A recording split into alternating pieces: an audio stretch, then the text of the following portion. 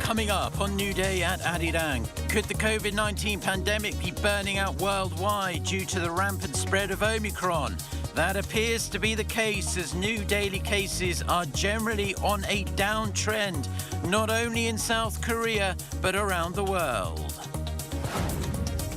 Vladimir Putin's two adult daughters, sanctioned by the US under new measures, hope to stymie Moscow's war against Ukraine. Washington also targeting the Russian Prime Minister, the Foreign Minister's family, as well as Dmitry Medvedev, a former Russian president and Prime Minister. The UK also commits to end all imports of Russian coal and oil by the end of 2022. Plus, the Biden administration's point man on North Korea says the US is ready to deal with any further provocations by North Korea. Sung Kim also noting the possibility of the regime conducting a nuclear test in the coming weeks, with a big anniversary fast approaching. Hello and welcome to this Thursday edition of New Day at Arirang. It's 8 a.m. on April 7th here in Seoul, South Korea. Thank you for joining us. I'm Oh Soo-young. And I'm Mark Broom. Over the next hour, we will be taking a look at the big news stories of the day and get expert insights on the issues facing Korea and the world. So we are going to start with the COVID-19 situation in South Korea. Authorities say while they are getting ready to treat COVID-19, much like the regular flu, they won't be changing all of their antivirus measures all at once. As a matter of fact, authorities said in order to treat COVID-19 like an endemic disease, antivirus measures have to be lifted gradually one by one. And for more, our reporter Shin Yoon is in the studio. Hello to you, Yoon. Good morning. Well, first of all, can you start us off by telling us how many number of infections we can expect this Thursday? Well, we're expecting to see a drop in COVID-19 figures today because up to 9 p.m. on Wednesday, 220,464 infections were already logged. Now, this was down by more than 60,000 from the same time a day ago. Compared to last week, figures have come down by over 92,000.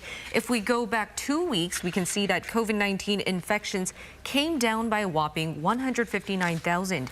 The pandemic seems to be getting tamed globally. The WHO on Wednesday said the number of total COVID-19 infections around the world dropped by 16% in a single week. The global health body compared figures last week to numbers from the week before. Though South Korea still accounted for the highest number of new infections for 5 weeks straight of all WHO member countries, it also saw figures come down by 16% on week.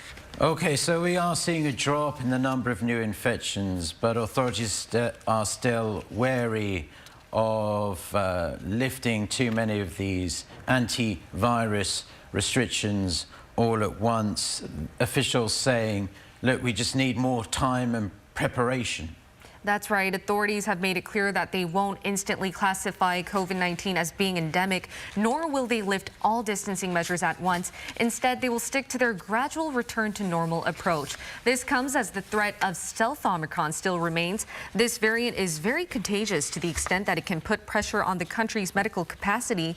But authorities also mentioned because Omicron has a low fatality rate, maintaining current distancing measures will do more harm than good. Specifically, harm towards small business owners. After the current measures expire in 2 weeks, authorities said they would then consider a timeline for lifting almost all measures and even begin considering lifting mask mandates outdoors. But they said this has to happen gradually, one step at a time. Changing antivirus measures to those that do not restrict people's livelihoods is their top priority so far. So we're expecting to see distancing measures like business curfews or private gathering numbers eased first as they directly affect businesses. Authorities also said that just because they're lifting measures doesn't mean we will never see distancing guidelines ever again. They said that they may have to reimpose distancing measures if a new variant pops up. And yeah, and on the treatment front, now people who have COVID-19, they have to quarantine and they talk to the doctor on the phone, and that's how they get their prescribed medicine. But now they can actually venture outside and pick it up themselves. That's right. People recovering from COVID-19 at home can pick up their own prescribed medicine at a pharmacy. Up to now, many people recovering at home have found it inconvenient to have to get an uninfected family member or friend pick up medicine for them. This was especially problematic for those living alone without anyone to visit a pharmacy on their behalf. Health authorities have provided new guidelines for home recovery patients, allowing them to go to the pharmacy without putting others in danger. We ask those infected to stand outside the pharmacy and stand 1 meter apart from each other when waiting for their medication. We will also create storage areas where people can pick up their medication with minimum contact. We kindly ask everyone to refrain from talking to others and for pharmacies to abide by all prevention measures. Well, thanks very much for your report today, Yoon. We'll see you on Friday. Thank you. Thank you very much, as always. Now, with South Korea having seemingly overcome the peak of this wave of Omicron, local authorities have approved 100 more international flights each week as we head into the summer, and 300 more starting in July. And that will bring the number of flights up to about half the amount there were before the pandemic as people start travelling overseas again. Our Tae Min-jung reports. South Korean authorities have decided to drastically increase the number of international flights as COVID-19 infections are on a downward trend. The number of new infections has been declining for 3 straight weeks. The 7-day average for the latest week has dropped around 30% compared to the week before. Chun announced that starting next month, international flights will be increased by 100 a week, with more planes going to quarantine-free destinations like the US, Europe, Thailand, and Singapore. Starting July, there will be 300 additional flights a week. With countries overseas lifting virus prevention rules after passing the Omicron peak, we're expecting the demand for overseas travel to increase. The Ministry of Land, Infrastructure and Transport says it expects that by November, the operation of international flights will have recovered to around half the level seen before the pandemic. While Korean Air and Asiana Airlines plan on increasing flights to Europe and North America, low-cost carriers are targeting Southeast Asia. In line with the expansion, South Korea's local airports are preparing to gradually expand international routes too. As of now, Gimhae and Daegu are the only airports to offer international flights, apart from the country's main Incheon International Airport. Starting in May, airports in Cheongju and Jeju Island will bring back overseas flights, and operations will gradually resume in Gimpo as well. Chae Min-jung, Arirang News. The US Special Representative for North Korea has warned the regime may launch further provocations, stressing that Washington and its allies need to be prepared. Speaking on Wednesday, Sung Kim said that there could be another missile launch or even a nuclear test on April 15th, the anniversary of the birth of Kim Il-sung, the regime's founder, also known in the North as the Day of the Sun. The US envoy noted that cooperation and coordination are crucial when it comes to dealing with the North. Kim also urged the regime to return to talks, saying the United States is preparing to discuss any concerns it may have. Now, as Russia shifts its military strategy to focus on taking control of the Donbas region in eastern Ukraine, citizens living in the area are being urged to evacuate to safer areas immediately. This warning coming as the US and the UK announced new sanctions against Russian elites and the country's major banks as well. Kim Hyo-sun with the details. Ukrainian authorities have urged citizens living in the eastern part of the country to evacuate, citing imminent Russian attacks. Ukraine's deputy prime minister posted on Telegram that residents should leave while they still have the chance. This comes as Russia's military moves point to an impending escalation of fighting in the eastern regions of Luhansk and Donetsk. The news comes as human rights sources in Ukraine said over 400 residents are missing from the town of Hostomel near Bucha. While the Kremlin denies allegations of its soldiers committing war crimes, satellite images show multiple bodies lying on streets well before Russian troops withdrew from the area. Against this backdrop, U.S. President Joe Biden on Wednesday slammed Russia, saying Putin was responsible for major war crimes. Responsible nations have to come together to hold these perpetrators accountable And together with our allies and our partners, we're going to keep raising the economic cost and ratchet up the pain for Putin and further increase Russia's economic isolation. Biden's remarks came on the same day that his administration announced fresh sanctions against Moscow, including on Putin's adult daughters and other high-profile political figures in Russia. The new sanctions also target major Russian banks, fully blocking the country's fourth-largest financial institution, Sberbank and Alfa Bank's assets from the American financial system. The White House says the measure, quote, dramatically escalates the financial shock on Russia. The UK has also frozen Sberbank's assets, adding it would start the process of completely banning imports of Russian coal and oil. Kim Yo-sun, Arirang News. Now it's time for On Point, where we speak to experts to delve deeper into the biggest news stories in the spotlight right now. Today, April 7th, is World Health Day. The theme this year is Our Planet, Our Health. The organisers say they hope the theme directs worldwide attention toward the well-being of our planet and the humans living on it. The World Health Organization proclaimed the 7th of April of every year as World Health Day, with different annual themes focusing on the currently prevailing health matters requiring immediate attention.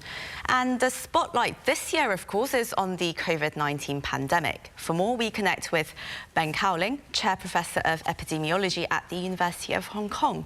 A very warm welcome to you, Professor. And, well, firstly, I'd like to get your take on World Health Day as someone who is in the field of medicine. So what does it mean to you, and does it raise much awareness about the various ailments facing the world? I think the last 2 years have raised everybody's awareness about health because of COVID. Right now, I don't think we need more awareness of COVID. But maybe one thing we can think about is what are the longer-term consequences of the pandemic, not only in terms of long COVID, but also in terms of the disruption to people with other conditions, heart disease, cancer, diabetes, etc., who may now suffer more because of that disruption to their care in the past 2 years. So I think that's something to be mindful of today. And the COVID-19 pandemic really highlighted to everyone how disjointed and unorganized the response to the pandemic was at the very outset. There were a number of reasons for this, of course, but do you think there is enough planning happening now to ensure that when the next pandemic comes along, the world will be able to deal with it much better? I think very soon it will be time to reflect on what's happened during the COVID pandemic, what the early response was like, what the response throughout was like, and learn the lessons. In Korea, I think you did pretty well, I have to say.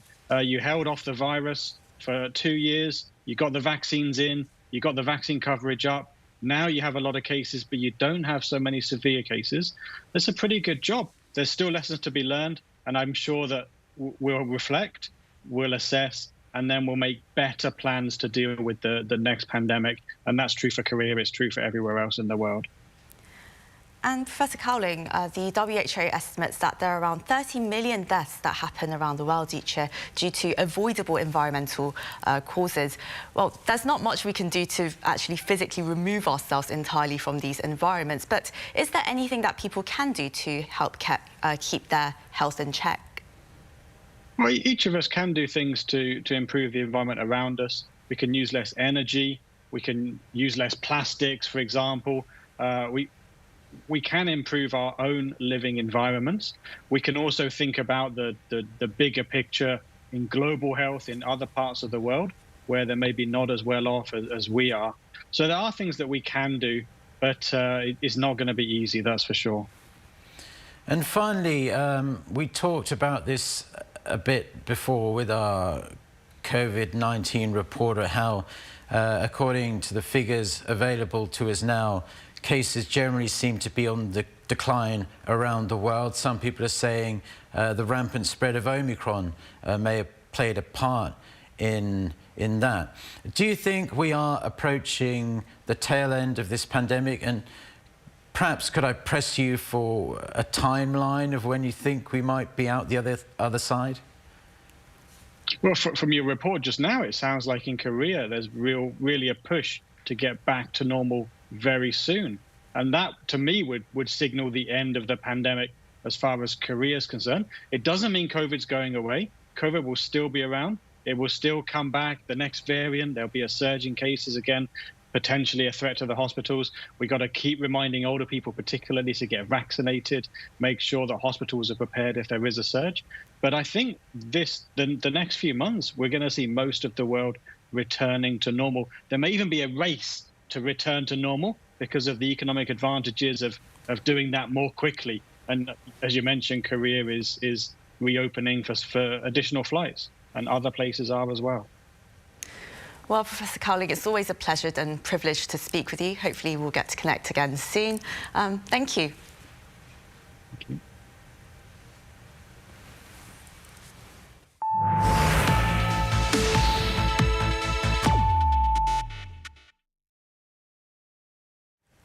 South Korea's President-elect Yoon has taken a step closer to realizing his plan to relocate the presidential office, with the cabinet on Wednesday passing the initial $30 million budget to get the ball moving.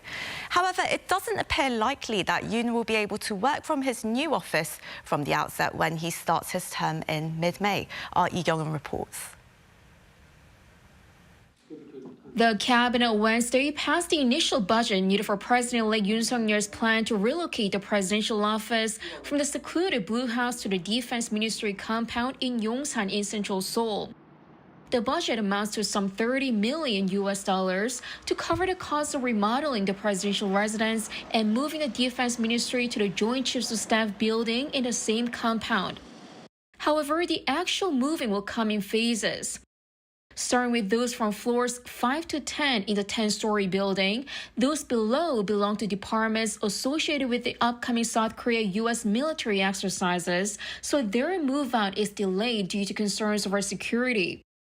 That's where the presidential office and other key functions are planned to be located, which inevitably means the move will have to wait until the exercises end on the 28th of April, less than 2 weeks until Yoon takes office. It is not possible to move the presidential office by Inauguration Day on May 10th, and it will take some time after the inauguration too. That's why the costs of setting up the presidential office and moving the office of the Presidential Security Service are not covered in this budget. They will require an additional budget in the future, which could also be passed during President Moon Jae-in's term, as the Blue House says it will cooperate on the matter.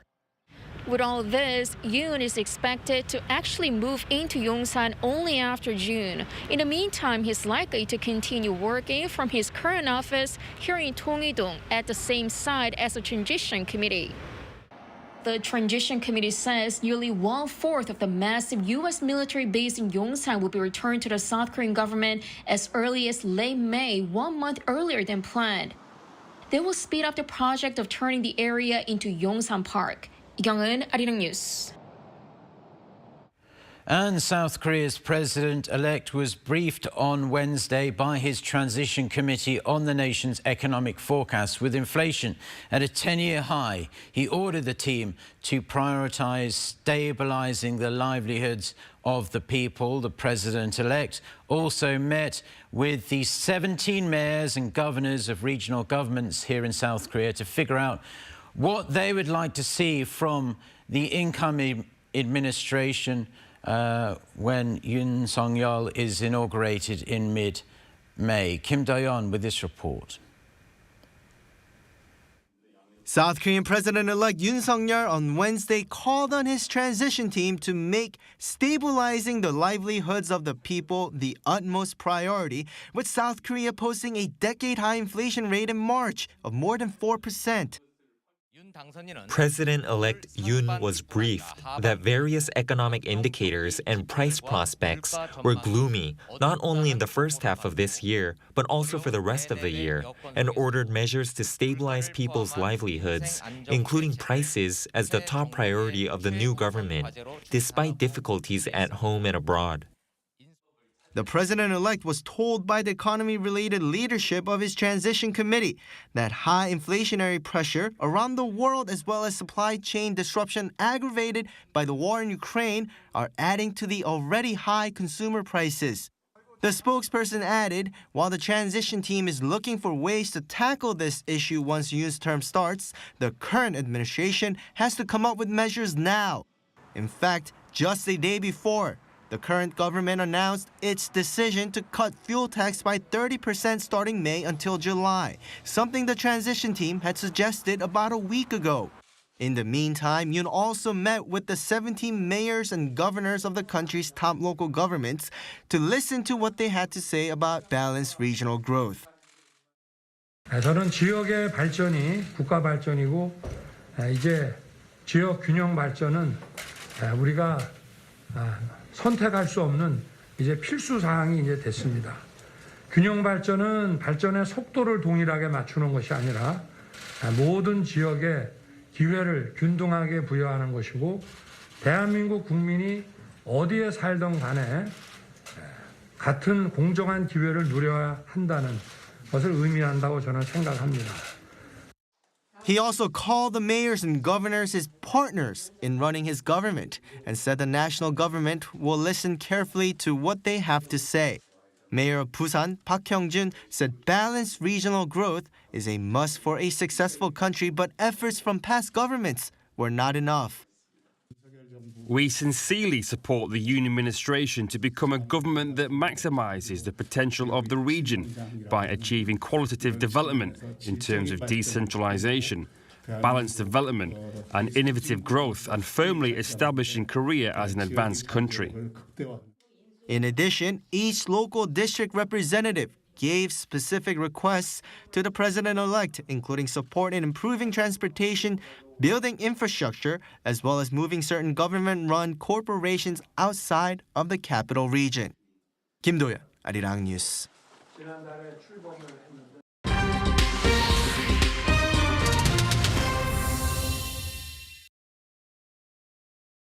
It's now time for Global Insight, where we speak to experts from around the world on issues making headlines.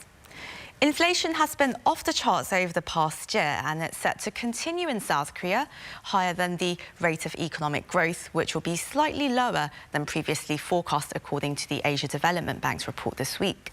Along with the rest of Asia, South Korea is expected to be impacted by geopolitical uncertainties, supply chain weaknesses, and, of course, the global pandemic.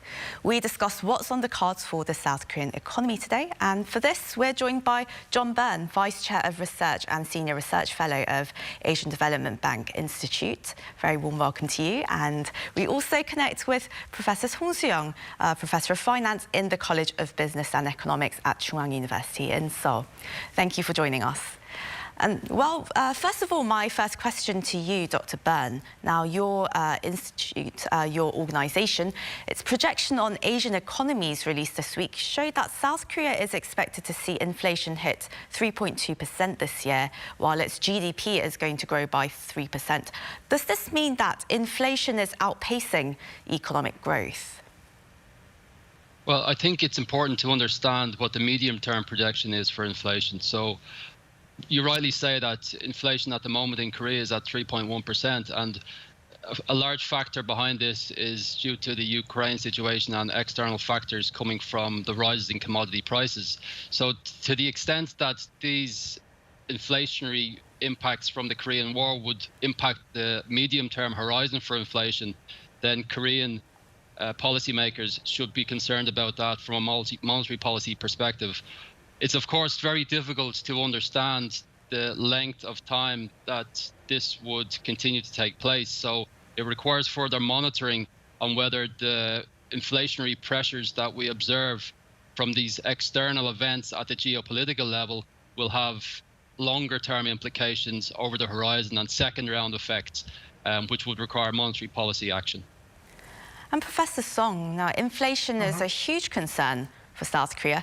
How vulnerable is South Korea to commodity prices, and what factors do you expect will keep pushing prices up in the country? Yeah, as you mentioned earlier, and Dr. Burns also mentioned, that the primary factor that affects the Korean economic inflation is due to the supply disruption. That is a common factor, and the energy price rise because of the shortage of the supply energy and partly due to the Russian-Ukraine war. In Korea, particularly, the inflation rate is actually almost as half of the U.S., at least for the February 2022. To that regard, our situation is, so in comparison to other advanced countries around the world, inflation is not all much concern, but that is in relative sense. So I think that inflation is clearly because we, South Korea does not have any reserve energy enough because we don't have any such materials within the country at all. So that is a really serious threat. So my concern lies in the impact of the energy price. Unless it is transitory, it could have a very significant impact on the economy. And Dr. Byrne, well, as the war in Ukraine continues, what are the most vulnerable areas of exposure for countries in East Asia? I mean, they're also trying to recover from supply chain shocks and the COVID-19 pandemic. Yes, it's a very good question. I mean, I think as we saw in the latter part of 2021 and the start of this year, that exports have started to recover from the region. And part of the reason for that, of course, was because supply chains had started to repair in the post-pandemic era. Now, of course, we face the opposite effect, whereby supply chains are again becoming interrupted due to the Ukraine war. And this creates clear negative implications for exporters from the region. To the extent that they would be involved in these supply chains. Another vulnerability comes from companies and firms who would be exposed to global commodity price shifts and also wider financial market uncertainty. So I think that given this uncertainty, the outlook remains a little bit less certain as it did prior to the war, and it requires very close monitoring in the months ahead. And Dr. Byrne, what is the general trajectory that economic policymakers in East Asia are following to fully recover from the COVID-19 pandemic? Yes, this is another good question. Of course, I think that one of the outcomes of the pandemic was an increase in debt, not only public levels of debt but also private debt, and this is a concern potentially over the longer term in terms of underpinning the economic recovery process to the extent that this debt would become unsustainable over time. So policymakers certainly face challenges on the private debt side from a macroprudential perspective, and also there exists some fiscal sustainability challenges over the horizon as well. I would say that overall trade and investment remains quite robust. But there are also lessons to be learned. It's not only from the pandemic, but also from the current conflict, that what we need to build is a more resilient global supply chain network and a more diversified supply chain and less concentration risk in key sectors, which would support production over the longer term. Professor Song, now as South Korea looks to recover, South Koreans face numerous economic concerns, most of them structural. There's a high level of debt, inflation as well, as we're seeing, and of course stagnant wage growth. What measures are urgently needed, do you think? I think the high level of debt, particularly of concern in South Korea, is the household debt, because not the absolute level of the household debt against the disposable income.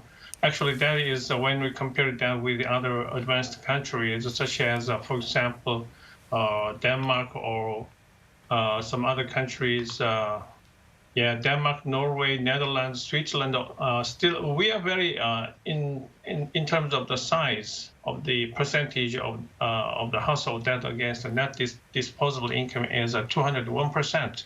Which is very similar to of the Australia, and Denmark and Norway, Netherlands, Switzerland is the high or very high. So household debt issue is because of the speed of the velocity of the increased household debt is very dramatic in South Korea. So that is of concern. But however, still, in terms of the national government debt against the GDP is quite low among the advanced countries in South Korea. So we need to some balance. We need to achieve some balance between the household debt and government debt, because government has a much more resilience and much more strong power to support the economy. So to that regard, I think the household debt and also the inflation is, as I mentioned earlier, is not, I don't think that is currently, given the level of the inflation rate, and is not, I don't have much concern about the inflation rate. But however, there are some specific concerns about depending upon the specific countries may have different problems. So that is the issue which should be addressed. I see. And Dr. Ben, well, not just in South Korea, but all around the world, really, it's been a period of fiscal tightening, monetary tightening, for central banks. But this coincides with a high level of debt. Now, how should policymakers soften the blow on indebted households and companies? Well, I think that's a very interesting question. So we're talking about private debt, household and corporate debt. Let's take corporate debt first of all. I think that there's an exposure here to external events. In particular, we can see at the moment the US is undergoing a monetary policy tightening, and corporate debt buildup in Asia would be exposed to the extent that it has large buildups of US dollar denominated debt. So it would be exposed to an appreciation of the dollar in this case. So this is something that needs to be monitored. In terms of household debt, I think that this has already been discussed, but to the extent that this would spill over to broader financial stability risks is an important thing to consider. In the case of Korea, for example, loan-to-value ratios are quite low. So I think there's a lid on the extent that household debt would have wider financial vulnerabilities for the economy. But certainly, one of the outcomes driven by the low interest rate environment, of course, was a large buildup of private debt. And it's important that financial supervisors and macroprudential policy has a role to play to ensure that these debt vulnerabilities do not spill over to the banking sector and lead to a situation where we would have rising non-performing loans, which would have serious financial stability implications. And now, Dr. Ben, when it comes to the country's economic growth this year, your organisation has projected that there will be a sort of pickup in exports and private consumption as well. But of course, South Korea is it's a highly trade-dependent country, and most of our exports, a lot of our exports make up our annual GDP, of course. And what long-lasting effects do you expect the ongoing supply chain crisis to have on East Asian economies such as South Korea's? Well, yes, as we mentioned earlier, the supply chain is a particular vulnerability that we can see emerging from the Ukraine war. And, you know, when firms are reliant on exports, disruptions and impairments to the supply chain can really impact the extent to which these exports can take place. As we saw after the pandemic, export rises were really driven by repairments that we saw in the supply chain, and the Ukraine war is leading to a situation where the reverse is taking place, interruptions in the supply chain, and by extension we should have some negative repercussions for exports. So yes, hopefully it will be, of course, a transitory event, but over the longer term, as I said earlier, building resilience in supply chains, not only to war but also to natural disasters and other types of issues like this, will be important over the longer term to make economies more resilient to these interruptions that can be observed in supply chains and enable them to in this way weather the storm. And Professor Song, in terms of building such resilience in the supply chain, for South Korea, how important is it for the country to join regional economic initiatives such as the Comprehensive and Progressive Trans-Pacific Partnership, as well as the US's Indo-Pacific Economic Framework? As for the Comprehensive Progressive CPTPP, actually, which was initiated by Japan, and then the United States has not participated in the CPTPP because already China is already joined. But as for the IEF, the Indo-Pacific Economic Framework, that is the United States tried to contain the China from participating in that framework. So this is a very delicate issue, and maybe South Korea is maybe positioned in some dilemma situation because Korea, as you mentioned, that Korea has depended upon too much on the international trade. So supply chain, or if the blockade which was imposed on the side of both sides of the China, Russia side, and the United States and the Western country side, then that could cause a serious problem. So currently, if Korea is forced to choose one of the two, not to choose or not to take some balancing position between the two blocks. But to that regard, South Korea is right now in the very delicate issue, the balancing situation. So I would like to say South Korea anyway managed to balance those two blocks, unless which was maybe the world economy or world political situation went back to return to some Cold War era. So unless we face that situation, we have to keep the balancing position. Otherwise, it could pose a really serious threat against South Korea, not only as well as economically as well as politically. I see. And Dr. Byrne, now, before we go, what are you factoring into your growth forecast for key Asian economies this year? Well, I think that export performance and investment flows have remained strong before the war in Ukraine. Of course, this has created some uncertainties in the period ahead and will affect the outlook over the course of 2022. And this is something that we need to monitor. Inflation will be a concern in this regard, and pass-through of commodity price inflation to domestic inflation rates in the economies in Asia. The second risk relates to supply chain disruptions, and the length of time that this would continue would, of course, impact economic growth over the longer term. And the third, more general risk, also related to those two factors, would be an increase in economic uncertainty and financial market uncertainty. And this increase in volatility would, of course, affect asset prices in the region as well. So I think that we are broadly positive in spite of these risks. Certainly, investment has remained resilient over the past, certainly during 2021 and at the start of 2022 as well. So we don't expect differences there from our central projection. But as I said, interruptions to exports via the supply chain would have material impacts on economic growth coming from that sector of the economy. That was John Byrne, Vice Chair of Research at Asian Development Bank Institute, and Song Soo-young, Professor at Chungang University in Seoul. Thank you both again so much for joining us. Thank you. Thank you.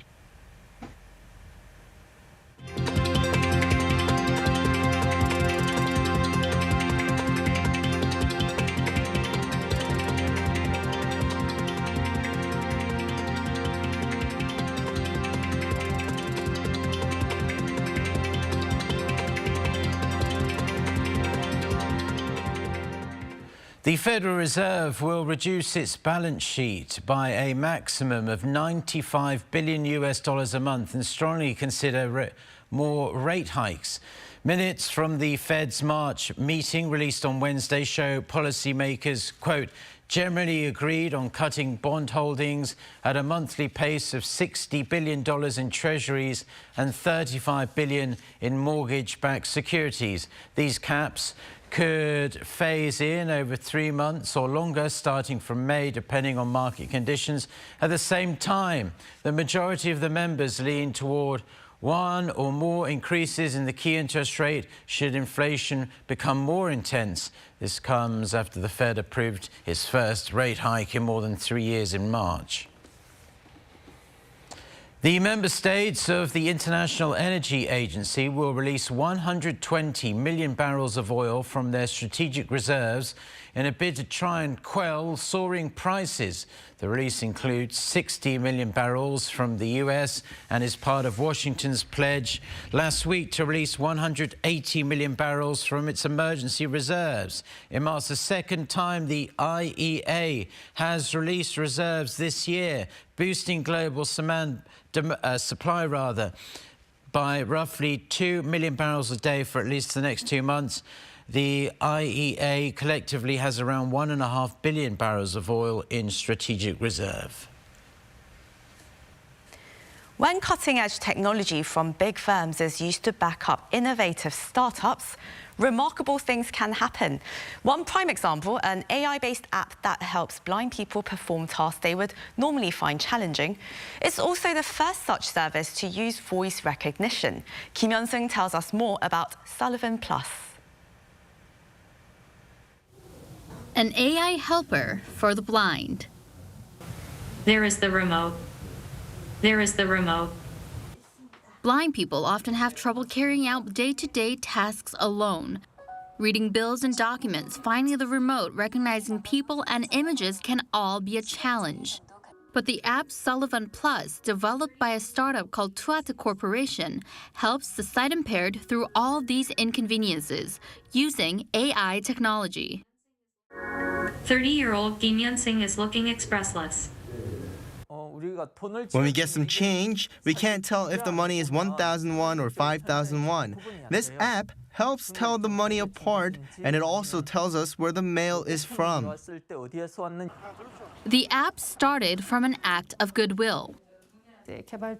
One of the developer's friends became blind, so we designed the service to help out with some of the discomforts this person was feeling.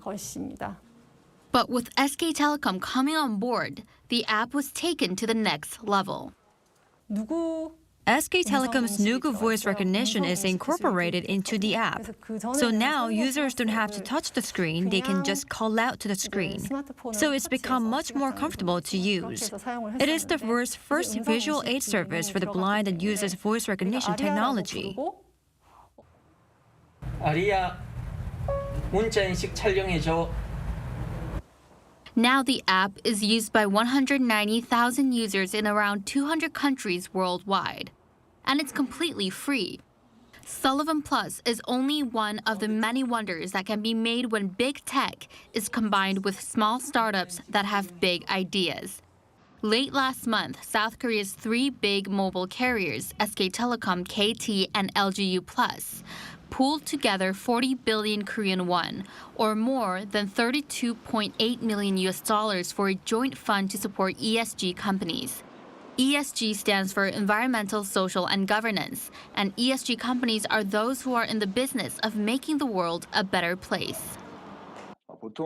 Through this fund, we want to invest in building a sustainable environment, bridging the education gap, and caring for the socially vulnerable. Since mobile carriers use a lot of power, the companies are trying to find an efficient way to reduce the usage. If there's a tech-based startup that can offer a solution, we're hoping to work with them. Expectations are high as to how big of a positive impact these giant telecom companies can bring to the world. Kim Hyun-sung, Arirang News.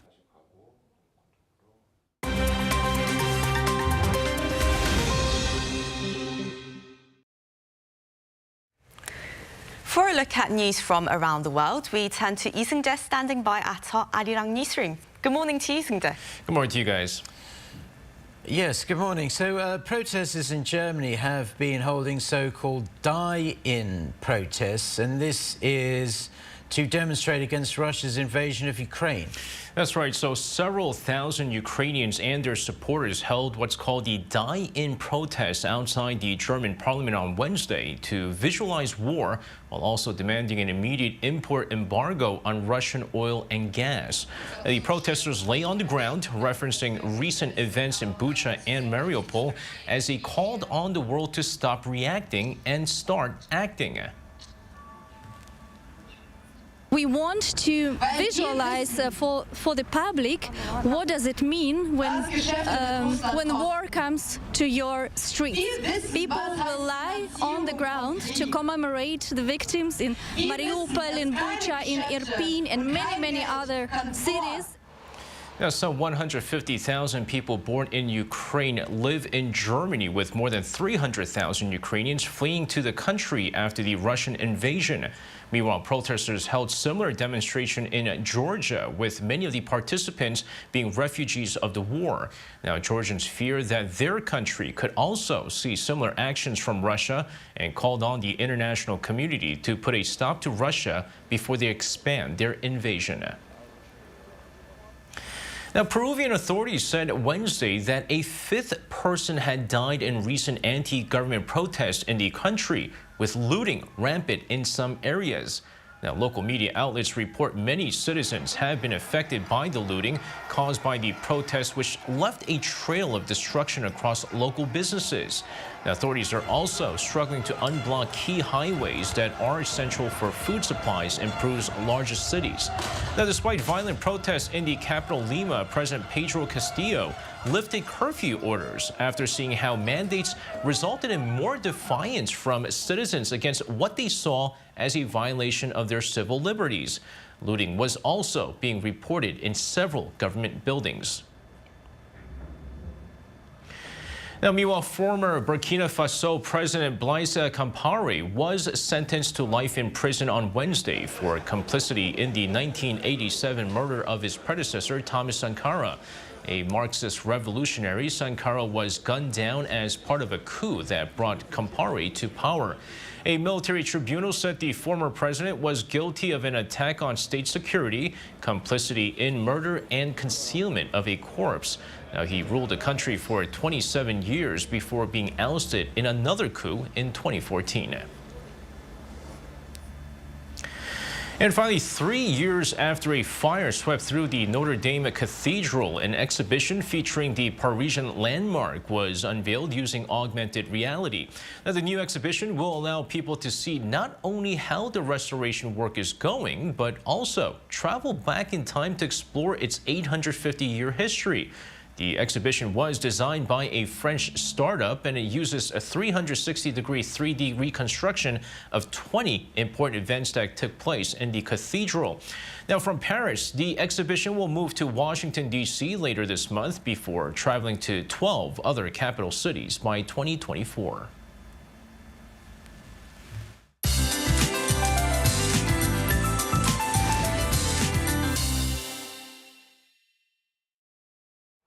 Good morning. Those in southern provinces will need an umbrella for the earlier part of the day. Spotty rain of less than 5 millimeters is in the forecast, but the conditions will turn bright again by the afternoon.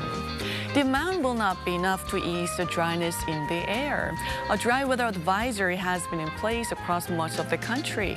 In fact, dry alerts has been in place for 3 consecutive days here in the capital, while strong winds in mountainous regions in Gangwon-do and Gyeongsang-Bukdo provinces raise wildfire concerns. A much more comfortable start to the day. Morning temperatures are 1 to 6 degrees higher than yesterday, even Chuncheon above 10 degrees Celsius. Then highs will be slightly lower than yesterday, Seoul topping out at 15, Daegu at 21 degrees Celsius. Warming trend starts tomorrow under fairly sunny skies, while cherry blossoms in the capital is forecast to reach peak bloom this weekend when temperatures hike into the 20s. With that in mind, here's a look at the weather conditions around the globe.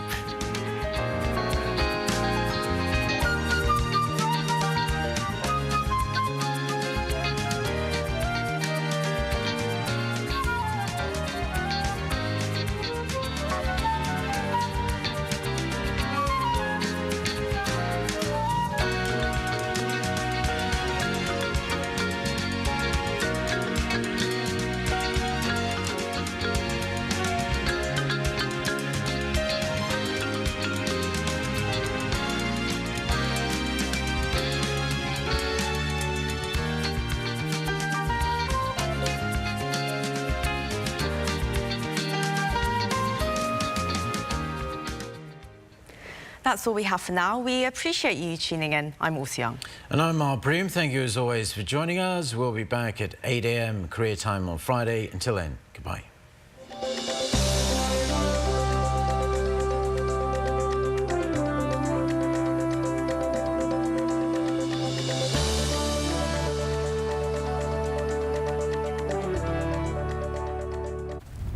Everyone knows I'm passionate.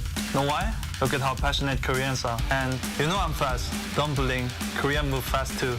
I'm creative on the pitch. People say I'm smart. Just look how smart Korea is. I aim to be spectacular for the